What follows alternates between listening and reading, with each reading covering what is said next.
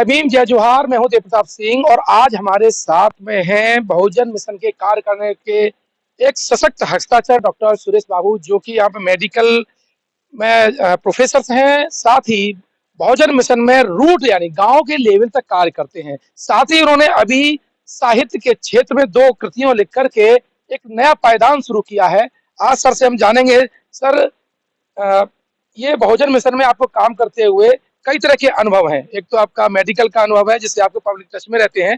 बहुजन समाज के जितने भी महापुरुषों के कार्य होते हैं वहां भी आप दिखाई देते हैं। लेकिन ये जो साहित्यिक आपकी रुचि कैसे जागृत हुई सर? देखिए, बाबा साहब को मैं अच्छी तरह से समझने की कोशिश करता हूँ और आज भी समझता रहता हूँ। सारे महापुरुषों को मैंने समझने की कोशिश किया है। माननीय काशीराम साहब कहा करते थे कि समझाने वाले को समझना होगा, समझ समझ कर समझाना होगा।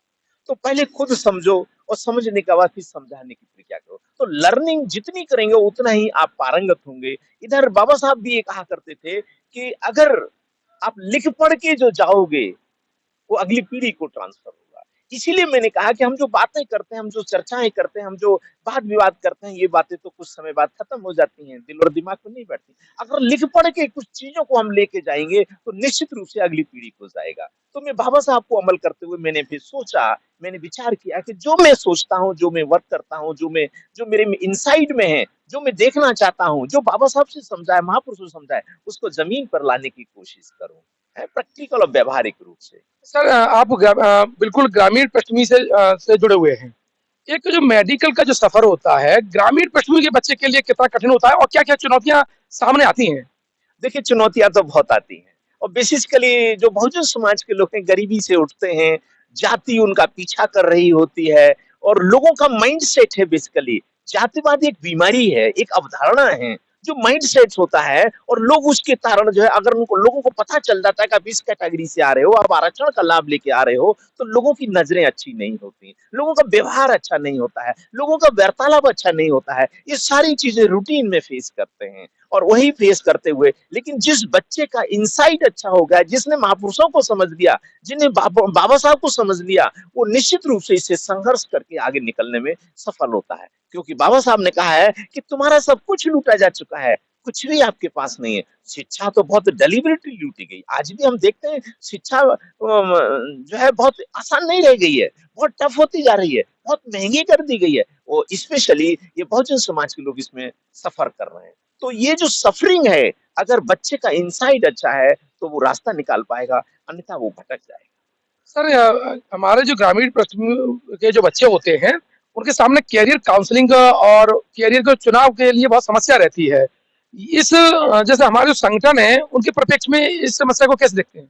देखिए, बहुत सारे लोग काम कर रहे हैं, जैसे मैं भी हूँ। मैं अपने गाँव में जाता हूँ, अपने रिश्तेदारियों में जाता हूँ, जहाँ भी जाता हूँ, जहाँ भी मौका मिलता है, यूथ को एक्टिवेट करता हूँ, यूथ को सेंसिटाइज करता हूँ, यूथ को जो है एक एक जो है उनकी काउंसलिंग करके उनको उनके रास्ते बताने की कोशिश करता हूँ। उसी के हिसाब से जिस परिस्थिति में है, जिस जिस उसमें है, लेवल में है, जिस गाँव देहात में है, जहाँ जो सुविधाएँ मिल सकती हैं, उनको अवेल करने के लिए सरकार की बहुत सारी सुविधाएँ होती हैं, सरकार तक पहुँचने की चीज़ें होती हैं, अपने सीनियर्स के पास पहुँचने की होती हैं, बच्चों को एक्टिवेट करके उनको उत्साहित करने की प्रक्रियाएं होती हैं। उस तरीके से मोटिवेट करके हम उनको एक्टिवेट करते हैं कि तुम्हारे मिशन में, तुम्हारी शिक्षा में अगर कहीं कोई बाधा आएगी या बाधा आती है, तो उनको इस तरीके से आप रिजॉल्व करोगे। बेसिकली होता क्या है कि मेरे लोग जो है अंधविश्वास के ज्यादा शिकार हैं।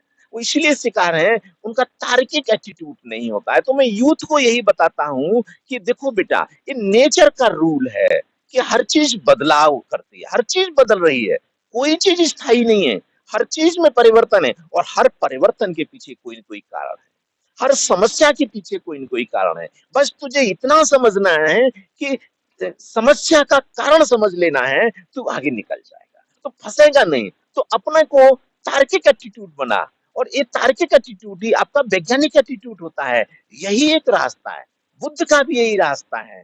तो इन चीजों को जब बच्चा अपनी चीज को समझता है, उसको कई बार उसकी काउंसलिंग होती है, तो वो निश्चित रूप से अपनी हर समस्या के कारण को समझते हुए अपनी समस्याओं का समाधान करता है, और समस्या को समाधान करता है तो धीरे धीरे वो आगे बढ़ता है और बढ़ता चला जाता है। जैसे मैं भी था, गांव देहात में था, माता पिता की स्थिति अच्छी नहीं थी, बहुत गरीब थे, हैं, मैं और उस तरीके से मेरा फोकस अपनी किताबों पर था। घर में भी माँ-बाप अपन खेतों में काम कराने के लिए ले जाते थे क्यों गरीबी थी, जाते लेकिन मैं फोकस करता था कि नहीं मैं खेत में नहीं करूँगा, मैं तो घर जाके पढ़ाई करूँगा अपनी, मुझे तो पढ़ाई करनी है। मैं लड़ लेता था, अपनी पढ़ाई के लिए घर में मैं माता-पिता से लड़ लेता था और घर आके अपनी पढ़ाई करता था। लेकिन मेरे और जो बहन-भाई थे, वो मन लगा के काम करते क्यों माता-पिता ने कहा उसको आदेश मान करके वो खेतों में मन लगा के काम करने लगे और इधर मेरा मन किताबों में लगा रहता था। अल्टीमेटली मैं किताबों के अंदर घुस गया। मेरे भाई-बहन माता-पिता के साथ खेत खलिहान में घुस गए, वो वहाँ के वहीं रह गए। मैं किताबों में घुसा तो मैं आगे बढ़ता चला गया और फिर मेरा इंटरेस्ट और डेवलप हुआ। जैसे-जैसे मेरा इंटरेस्ट डेवलप हुआ, मेरे सामने बहुत सारे चैलेंजेस आए, मैंने फेस किए क्योंकि मैं समझ रहा था कि पढ़ाई सब कुछ है, पढ़ाई ज़िंदगी है। माँ भी कहा करती थी अक्सर कि बेटा पढ़ लेगा तो तेरी आँखें खुल जाएँगी, तुझे दुनिया समझ में आएगी। मैं उन बातों की गाँठ बाँधता था, उनको समझ लेता था। पिता भी कभी-कभी डाँटा करते थे, मतलब काफ़ी कभी मारपीट भी पिटाई भी कर देते थे। कहते थे कि बेटा मैं पढ़ाई से कॉम्प्रोमाइज़ नहीं करूँगा, पढ़ने तो तुझे जाना ही है, पढ़ाई तो तुम्हें करनी ही है। तो पिता का इतना सख्ती और माता की इतनी शक्ति कि बेटा पढ़ ले तो तेरी आँखें खुल जाएँगी। तो निश्चित रूप से आज मैं एहसास करता हूँ कि मैं उसके साथ जुटा रहा, समझता रहा, अंतरात्मा से अपना इंट्रोस्पेक्शन करता रहा और मैं यहाँ तक पहुँचने में सफल हुआ। बहुत-बहुत धन्यवाद सर। देखिए ये थे डॉक्टर सुरेश बाबू जिन्होंने अपना सफ़र बिल्कुल गाँव के जैसे आप जानते हैं ग्रामीण पृष्ठभूमि में कितनी दिक्कतें होती हैं, वहाँ से लखनऊ तक का ये सफ़र उन्होंने तय किया है। समाज में लगातार जाते हैं, बच्चों को भी समझाते रहते हैं और सर की एक आत्मकथा है गाँव से मेडिकल तक का सफ़र, चुनौतियाँ, संघर्ष एवं प्रेरणा। शिक्षा के 2 कदम उजाले की ओर है और बीसीएनसी न्यूज़ की तरफ से सर को बहुत-बहुत साधुवाद इस किताब की के लिए और आगामी मिशन के लिए लगातार सर काम करते रहेंगे, हम लोगों को मोटिवेट करते रहेंगे। सर बहुत-बहुत धन्यवाद। जय